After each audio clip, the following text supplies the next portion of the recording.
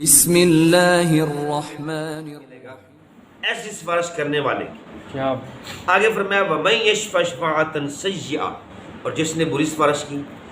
اب یہ بری سفارش کیا ہے؟ یہ بری سفارش یہ ہے کہ جب ہم اللہ کی حد میں جا کے سفارش کرتے ہیں، یعنی آپ مثال کے طور پہ یوں سمجھیں، ایک بندے نے چوری کر لی، اب اس کا مقدمہ چلا گیا عدالت میں، جرم ثابت ہو گیا، اب اس کے کٹنے ہیں ہاتھ۔ بتائیں یہ حد ہے کہ نہیں ہے؟ بولے یہ کیا ہے؟ یہ اب اس پہ حد لگی نا، اس کے ہاتھ تو کٹیں گے، جو چوری کرے گا اس کے ہاتھ کٹنے نا، یہ اسلام کا حکم ہے، قرآن کا حکم ہے۔ اب یہاں اگر مقدمہ عدالت میں جانے سے پہلے جس کی چوری کی، اب یہ بات کو بڑی دھیان سے سمجھیں آپ، جس کی چوری کی تھی اس سے سفارش کر کے بچا لیتے، معافی دلوا لیتے تو یہ ٹھیک تھا۔ یہاں بندوں کا معاملہ تھا، یہاں تک سفارش میں نے چوری کی، عبد الصبور صاحب کی، شاہ جی یہاں تک، ابھی معاملہ ہمارے تک کہ عدالت میں کوئی نہیں گیا، شاہ جی آگے کہتے ہیں صبور صاحب یہ غلطی ہو گئی یار، اسے معاف کر دو، آئندہ نہیں کریں گے۔ تو یہ بندوں کی سفارش کر رہے ہیں، یہ بڑی اچھی تھی، مجھے ان سے بچا لیتے۔ لیکن یہی معاملہ چلا گیا جب عدالت میں، اور عدالت میں جرم بھی ثابت ہو گیا، اب لگنی ہے حد۔ اب کوئی وڈیرا اٹھ کے آئے اور جگیردار اٹھ کے آئے اور کوئی ایم پی ایم این اے آئے اور کوئی ناظم آئے اور آگے کہے جی اس کو معاف کر دو، اب بتائیں یہ کیا کر رہا ہے؟ یہ کس چیز میں سفارش کر رہا ہے؟ اب اللہ کی حد میں آ کے وہ سفارش کر رہے ہیں، یہاں کیسے؟ یعنی رب کا حکم ہے دو اس کے ہاتھ کاٹو، اور یہ کہہ رہا ہے نہ کاٹو۔ پیچھے معاملہ تھا میرے بندوں کو معاف کرو، یہ معاملہ یہاں سیٹ ہو جاتا ہے۔ یہ بات بڑی میں آپ کو مزے کی بتا رہا ہوں، بڑی اہم بات بتا رہا ہوں اگر آپ توجہ فرما رہے ہیں۔ لیکن جب معاملہ وہاں تک پہنچ گیا، اللہ کی حد آ گئی ہے، اب کوئی وڈیرا یہ حق نہیں رکھتا کہ اس کی سفارش کرے۔ اگر اب سفارش کی تو یہ سفارش ہوگی بری، یہ ہوگی ناجائز۔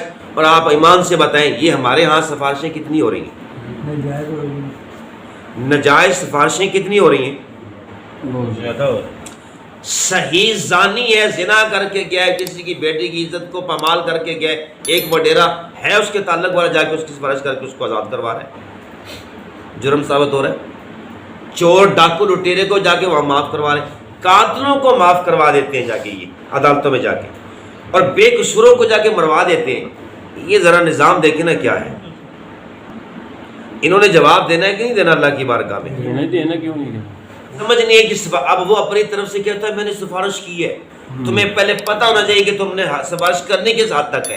بے شک تم حق میں سفارش کرنے کا حق رکھتے ہو، اللہ کی حدود میں جانے کا تمہیں کوئی حق نہیں ہے، اللہ کی حدوں کو توڑنے کا کوئی حق نہیں۔ ہاں مقدمہ قاضی کے پاس چلا گیا، اب جرم اس کا ثابت ہو گئے، تو قرآن کہتا ہے، وہ پوری آیت ہے چھٹے پارے میں، ہاتھ کاٹو، کان کاٹو، ناک کاٹو، کان کے بدلے کان۔ یہ جو چوری کرے گا اس کے کیا ہے جی، اس کا ہاتھ کاٹا جائے گا۔ جی ہاں، اب اللہ رسول فرماتے ہیں کاٹو، تم کہتے ہو مہربانی کرو چھوڑو۔ یہ کیسی ٹکر ہو گئی تمہاری؟ یہ آپ کو ایک باریک سی بات میں نے عرض کی، سمجھ آئے گی؟ اس سے پہلے جب تک معاملہ بندوں میں ہے، بندوں میں ہے، وہاں بھاگ کے جاؤ، جا کے چھڑواؤ، معاف کرواؤ، مہربانی کرواؤ، یہ آپ کا حق ہے، اس پر اللہ بڑا خوش ہوگا۔ لیکن بات جب آگے چلی گئی ہے نا، یہاں تک تم نہیں گئے ہو، تو پھر آگے جا کے جب اللہ کی بارگاہ میں چھوڑ دو اللہ کے لیے، وہ اللہ کا حکم کیا ہے پھر اس کے لیے آ جاؤ۔ اب وہاں ایک نا بندوں کی عدالت میں اللہ کا حکم اور ہے، اور قاضی کی عدالت میں اللہ کا حکم اور ہو جاتا ہے۔ یہاں اللہ فرماتا ہے ادھر ادھر آپس میں معاملہ ختم کرو، میں تمہیں معاف کر دوں گا، بات ختم ہو جائے گی، رفع دفع ہو جائے گی۔ یہاں سے آگے قاضی کے پاس گئی تو پھر نہیں چھوڑوں گا میں۔ یعنی بندوں کو اتنا الرٹ کیا ہے کہ تم قاضی کے پاس جانے کیوں دے؟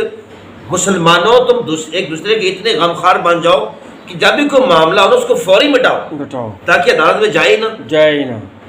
اگر وہاں چلا گیا تو وہاں تمہاری سفارشیں ہم نے کوئی نہیں قبول کرنی، اور جو وہاں سفارش کرنے جائے گا ہم اس کو نہیں چھوڑیں گے۔ ایسی سفارش کرنے کے لیے فرمایا کفل منہا، اس کا بھی کفل بھی حصے کو کہتے ہیں، لیکن حصہ کتنا؟ جتنا اس نے کیا ہوگا، اس نے گناہ کیا ہے نا، تو گناہ میں ہم سزا زیادتی کے ساتھ نہیں دیتے، پوری دیں گے۔ آج اب یہ اگلی بات ہے نا، دو نیکی میں ہم زیادتی بھی کریں گے، اور گناہ کرنے والے کی سزا میں ہم زیادہ نہیں، جتنا گناہ ہوگا اتنی سزا دیں گے۔ یہ بھی اللہ تعالیٰ نے اپنا ایک انصاف بیان فرما دیا۔ ذرا ہمارے شان بھی دیکھو نا، گناہ گاروں ہم تمہارے چاہتے تو تمہیں بہت سزا دیتے، لیکن اتنی دیں گے جتنا تم جرم کر چکے ہو۔ اور نیکو تمہاری نیکی نے ہمیں خوشی اتنا کر دی، ہم اتنا تو دے ہی رہے ہیں جتنا تم نے کیا ہے، ہم تمہیں زیادہ بھی دے رہے ہیں کہ یہ ہم چاہ رہے ہیں، ہمارا دل چاہتا ہے کہ ہم دے دیں، دے دیں۔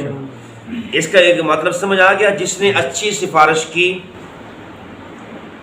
اس کے لیے زیادتی کے ساتھ اللہ کی بارگاہ میں اجر ہے، اور جس نے اس کو اتنا ہی سزا دی جائے گی۔ سفارش آپ کو سمجھ آ گئی ہے؟ جی جی۔ سفارش کا مطلب کیا ہوتا ہے؟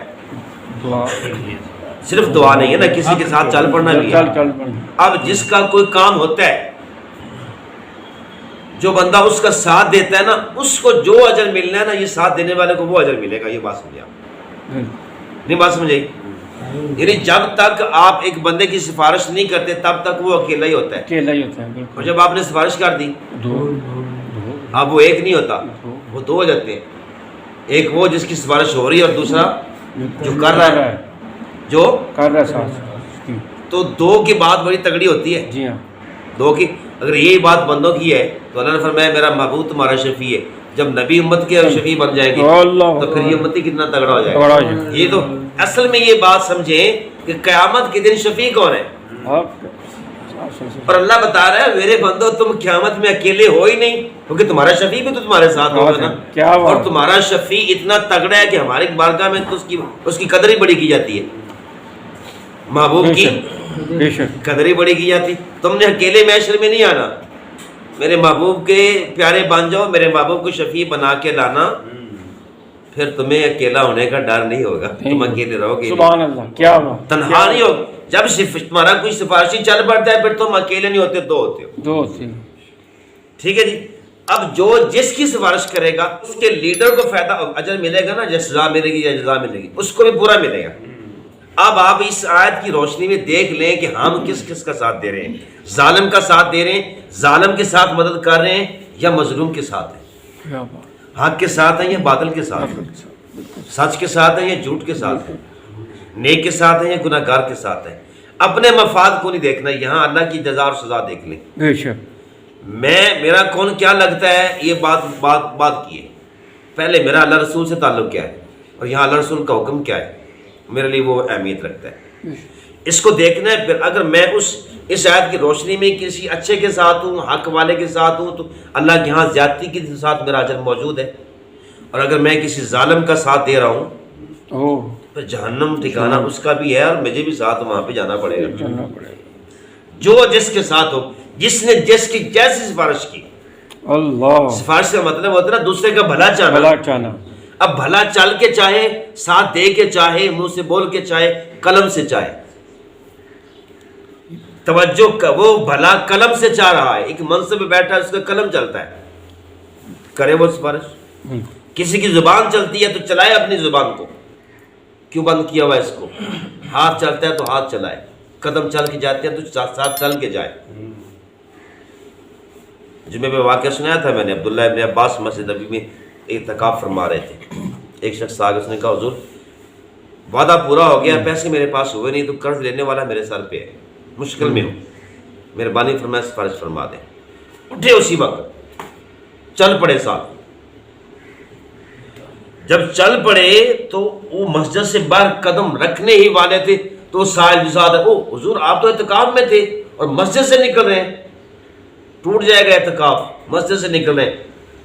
عبداللہ ابن عباس فرماتے ہیں کہ نبی علیہ السلام سے میں نے سنا ہے، نبی علیہ السلام نے فرمایا تھا جو کسی مسلمان کی مشکل کو حل کرنے کے لیے ساتھ چل پڑتا ہے نا، اللہ پاک اس کو 10 سال کے نفلی اعتکاف سے زیادہ ثواب عطا فرماتا ہے۔ اب میں یہاں 10 دن کی بات کروں یا 10 سال کا ثواب لوں تیرے ساتھ چل کے؟ میں یہاں نفل پڑھنے میں لگا ہوں، میرا مسلمان بھائی مشکل میں ہے، یہ کیسی عبادت ہو گئی ہے؟ بات سمجھ آ رہی ہے نا کہ میں نفلوں میں جڑا ہوا ہوں اور مسلمان تکلیف میں ہے، میں اس کو اپنے آپ کو میں متقی ثابت کرنے کی کوشش میں ہوں۔ اگر ثواب لینا چاہتا تو یہ 2 رکعت نفل پڑھنے سے زیادہ ثواب والا کام تھا کہ مسلمان کو مشکل سے بچا لیتا میں۔ کیا بات، ٹھیک ہے، میں تو جان بوجھ کے نہیں چلتا ہوں، میں تو جان بوجھ کے بھی نہیں چلتا، میری بات بھی چلتی ہے، میرا قلم بھی چلتا ہے، سارا کچھ میری طاقت بھی چلتی ہے، لیکن میں کرتا نہیں، کرتا وہ ان کی جو اپنے تعلق والے جن سے مجھے غرض ہوتی ہے، جن سے مجھے لالچ، بے لوس ہو جاؤ، بے لوس ہو جاؤ اور اصل دیکھیں منشا کیا ہے، منشا خدا کیا ہے، اللہ چاہتا کیا ہے؟ اللہ چاہتا ہے مجھے راضی کرو، خواہ نفل پڑھ کے کر لو یا مسلمان کو کھانا کھلا کے کر لو، مقصد میری رضا ہے بھائی۔ اور میں نے کب کہا کہ میں صرف نفل اور اس سے راضی ہوتا ہوں؟ میں نے تو کہا تھا کہ کسی مسلمان کے ساتھ چل پڑو تو چلنے پر میں تجھے 10 سال کا ثواب عطا کر دوں گا۔ کیا بات ہے، سبحان اللہ، بات نہیں سمجھ آئی؟ بھائی، اگلا معاملہ تو بعد میں ہوگا۔ بالکل، تو یہ والا معاملہ ہے، ہم نے اپنا محاسبہ کرنا ہے کہ ہم کس کے ساتھ کھڑے ہیں، کس کا بالکل۔ ساتھ دے رہے ہیں، میرا پورا زور کس کس لیے لگ رہا ہے۔ ہاں، میں دین کے خلاف، اب یہ بات میں آپ کو ایک میسج دے رہا ہوں، آپ لوگوں تک بھی پہنچائے۔ ابھی الیکشن ہوں گے تو میرا زور کس کے ساتھ ہوگا، میں دین کے خلاف ہوگا یا دین کے ساتھ ہوگا؟ یہ بات بس یہ دیکھنی ہے آپ نے۔ کیا بات، یہ قرآن میں یہ ہے، پھر جس کے ساتھ ہوگا اسی کے ساتھ حشر ہوگا جی۔ حق ہے، قرآن نے یہ میسج دیا بالکل۔ آج کی آیت میں، بالکل، من یشفع شفاعۃ حسنہ، جس نے اچھا ساتھ دیا، اچھے لوگوں کا ساتھ دیا، اس کے لیے جزا بھی اچھی ہوگی اور زیادتی کے ساتھ ہوگی، زیادہ ہوگی۔ ومن یشفع شفاعۃ سیئہ، اور جس نے برے لوگوں کا ساتھ دیا اور برائی کو پروموٹ کیا، ظلم کو فروغ دیا، اس کے لیڈر کو جو ملے گا تمہیں بھی وہی کچھ ملے گا، تم بھی اسی کی سزا کے ساتھ برابر ہو۔ کیا، ٹھیک ہے جی۔ سبحان اللہ۔ وکان اللہ علی کل شیء مقیتا۔ اللہ تعالیٰ ہمیں پڑھنے، سمجھنے اور عمل کی توفیق عطا فرمائے۔ آمین، آمین۔ اللہ